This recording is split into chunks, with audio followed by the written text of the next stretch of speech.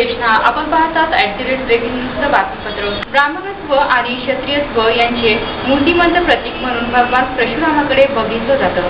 पित्याच्या आदेशावरून मातेचा शिरछेद करणाऱ्या परशुरामाने आपल्याला मिळालेल्या वरदानाच्या साह्याने आपल्या मातेला परत जिवंत केलं आणि गुरुदक्षिणेत आपल्या गुरुला पृथ्वी देणारे महान भगवंत परशुरामाची आज जयंती मोठ्या उत्साहात साजरी होत आहे।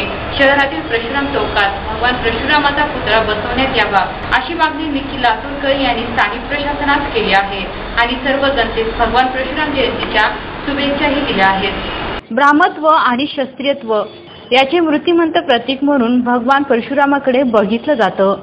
आज्ञाधारकपणा गुणांची आठवण आपल्याला भगवान परशुरामाच्या रूपाने येते। पित्याच्या आदेशावरून मातेचा शिरछेद करणारे परशुरामाने आपल्याला मिळालेल्या वरदानाने आपल्या मातेला जिवंत करतात। वयाच्या 12व्या वर्षी त्यांनी सर्व शास्त्राचा अभ्यास पूर्ण केला। आपल्या अफाट आणि आचार समर्थांनी संपूर्ण पृथ्वी जिंकली आणि ही जिंकलेली पृथ्वी आपले गुरु करप्पांना गुरुदक्षिणा म्हणून दिली। असे हे महान भगवंत होते। आज तेजस्वी वीर भगवान परशुरामाची जयंती संपूर्ण देशासह नांदेडमध्ये मोठ्या उत्साहात साजरी होत आहे। त्याच पार्श्वभूमीवर ब्राह्मण महासंघाच्या वतीने आज सायंकाळी 4 वाजता सिडको येथे रॅलीचं आयोजनही करण्यात आलं आहे। शहरात परशुराम चौकामध्ये भगवान परशुरामाचा पुतळा बसवण्यात यावा अशी मागणी ब्राह्मण महासंघाचे अध्यक्ष निखिल लातूरकर यांनी स्थानिक प्रशासनास केली असून भगवान परशुराम जयंतीनिमित्त सर्व जनतेस शुभेच्छाही दिल्या आहेत। पहिले सर्वांना भगवान परशुराम जयंतीच्या हार्दिक शुभेच्छा देतो। भगवान परशुरामाचे 2च मंदिर पूर्ण भारतामध्ये आहेत। एक आहे माहूरच्या पायथ्याशी आणि दुसरं आहे लोटे परशुराम येथे। माहूरची देवी ही त्यांची आई म्हणतात आणि जमदानी ऋषी जे रागीट ऋषी होते ते त्यांचे वडील म्हणून मानले जातात। रॅली निघणार आहे सिडकोहून मोठी संध्याकाळी 4 वाजता। उद्या सुद्धा एक पावडेवाडी काबरानगर मधून परशुराम जयंतीची रॅली निघणार आहे।